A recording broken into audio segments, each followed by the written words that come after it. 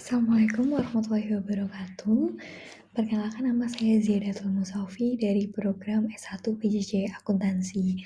Pada kesempatan ini akan memaparkan mengenai hasil resum dari paper yang berjudul Analisa Pembentukan Portofolio dengan menggunakan model Markowitz dan Single Index Model pada saham yang masuk dalam indeks LQ45 di Bursa Efek Indonesia tahun 2009 sampai 2013. Latar belakang dilakukannya penelitian ini adalah karena diperlukan penentuan portofolio yang baik dalam melakukan investasi, khususnya dalam saham-saham yang perlu dikombinasikan sehingga menghasilkan return yang tinggi. Penelitian ini dilakukan oleh Dihin Septianto dan Bob Kartopati. Sebenarnya ada banyak model perhitungan untuk membentuk portofolio yang optimal. Namun, dari banyak perhitungan tersebut juga akan menghasilkan nilai yang berbeda-beda. Sedangkan perhitungan yang umum digunakan adalah model Markowitz. Model ini mengatasi kelemahan dari diversifikasi saham yang dilakukan secara acak. Anggapan bahwa penambahan jumlah saham dalam satu portofolio secara terus-menerus akan memberikan manfaat yang semakin besar. Sedangkan berbeda dengan model Markowitz, single index model meyakini bahwa penambahan saham secara terus-menerus pada satu portofolio pada satu titik tertentu akan semakin mengurangi manfaat diversifikasi dan justru akan memperbesar tingkat resiko. Maka dari itu, saham-saham yang digunakan dalam pembentukan portofolio model Markowitz ini adalah saham-saham yang masuk dalam indeks LQ45 yang ada di dalam Bursa Efek Indonesia. Karena indeks ini selalu mengalami kenaikan dari tahun ke tahun. Namun, tidak semua saham dalam indeks LQ45 dapat digunakan. Harus ada penentuan untuk mendapatkan saham-saham yang paling cocok untuk dijadikan portofolio. Oleh karena itu, penulis dalam hal ini menentukan objek yang dijadikan penelitian adalah saham-saham yang masuk dalam indeks LQ45 di Bursa Efek Indonesia periode 2009 sampai 2013 yang memiliki 11 periode. Indeks LQ45 sendiri terdiri dari 45 saham dengan likuiditas dan kapitalisasi pasar yang tinggi. Nah, ini adalah saham-saham pilihan yang oleh penulis dijadikan objek penelitian.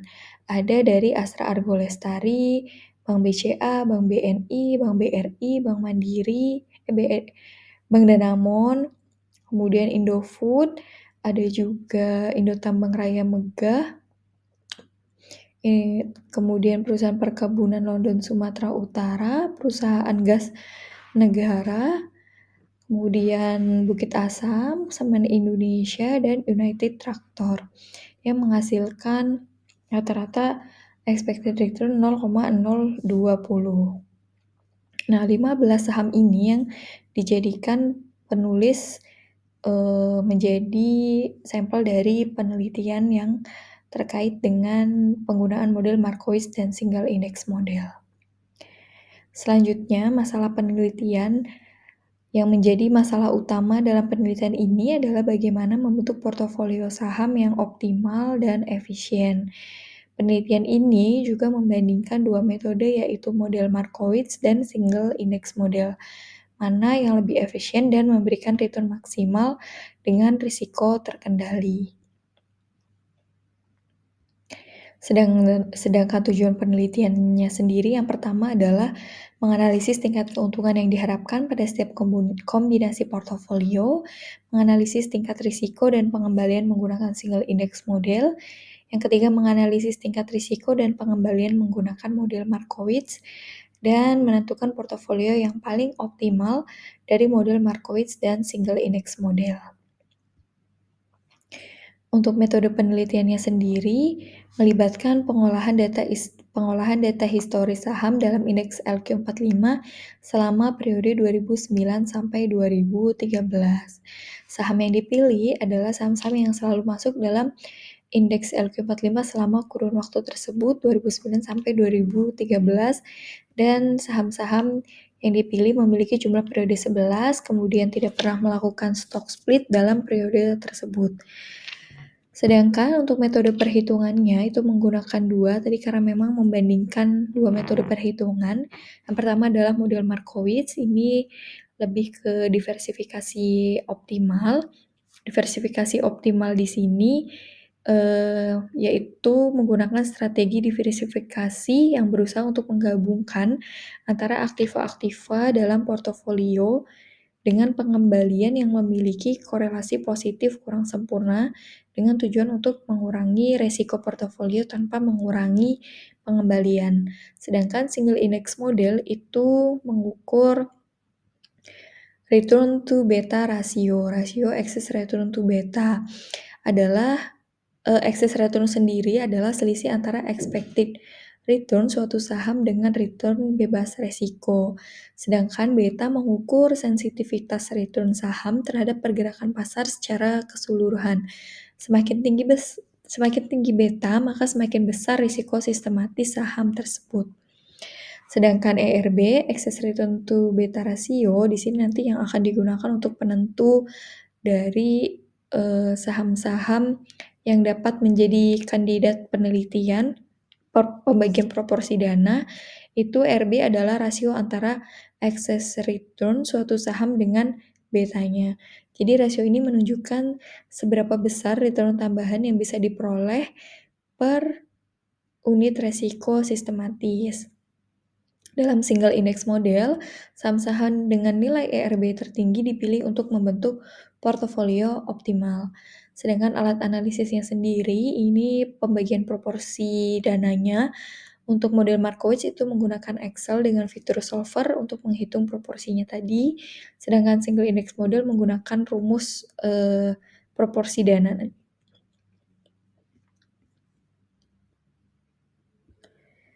Nah, dari 15 saham ini, penulis menentukan kandidat untuk pembentukan portofolio.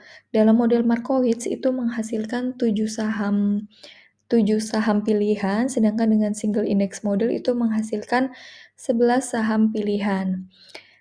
Dari model Markowitz itu, dari 15 saham yang masuk sampel penelitian, peneliti menyeleksi lagi dengan melihat return market-nya dari periode 2009 sampai dengan 2013. Jika return individunya itu kurang dari return market, maka saham tersebut tidak masuk dalam kandidat saham pembentuk portofolio.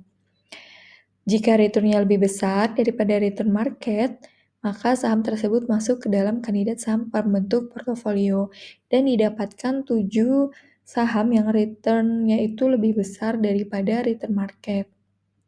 Tuh ya, ada Indofood, BNI, BMRI, UNTR, SMGR, ITMG, dan BBCA.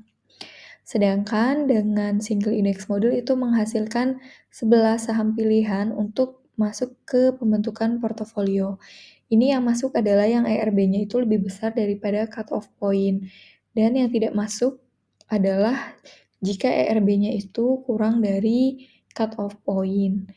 Nah, yang jadi penentu ERB-nya di sini adalah sebenarnya cut-off point-nya adalah saham Indofood Sukses Makmur karena menghasilkan cut-off point tertinggi.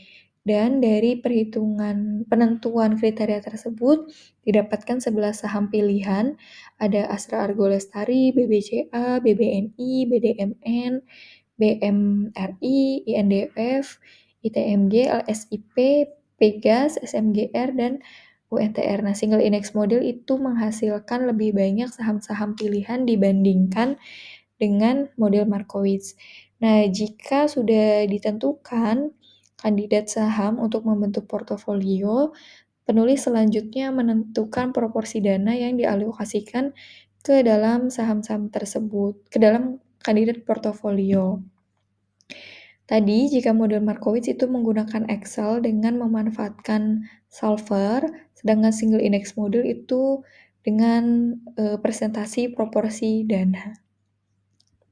Nah, dari perhitungan tersebut, tadi penentuan proporsi dana menghasilkan model Markowitz itu menghasilkan tadi 7 dengan proporsinya BBCA 12%, BBNI 17%, kemudian BMRI 14%, INDF 19%, kemudian ITMG 12%, SMGR 13%, dan UNTR 13%. Dan dari proporsi portofolio tersebut itu menghasilkan return 3,08%, kemudian expected return 0,43% dan risiko 0,467%. Sedangkan dengan menggunakan single index model tadi terbentuk 11 saham dengan proporsi saham ALI 10%, BBCA 16%, BBNI 8%, BDMN 1%, BMRI 10%, INDF 18%, ITMG 5%, LSIP 1%, Pegas 4%, SMGR 17%, dan UNTR 10%.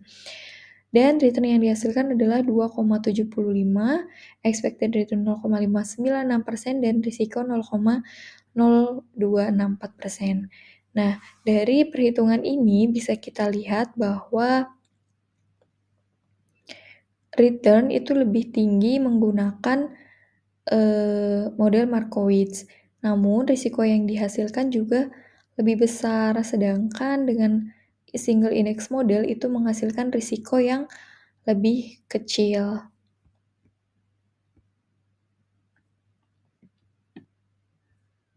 Sebagai investor tentunya kita menginginkan risiko yang lebih kecil dibandingkan dengan risiko yang lebih besar.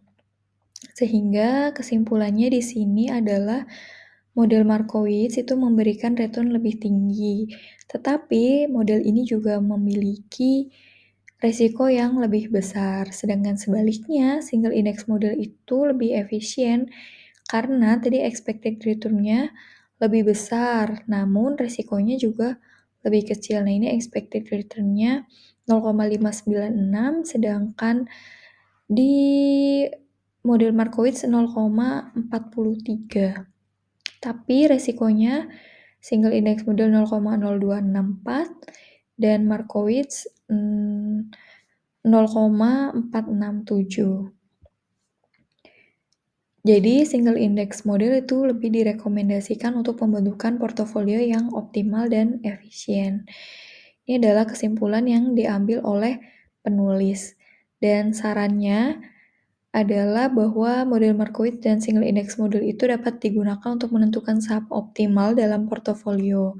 Tetapi penulis di sini lebih merekomendasikan single index model.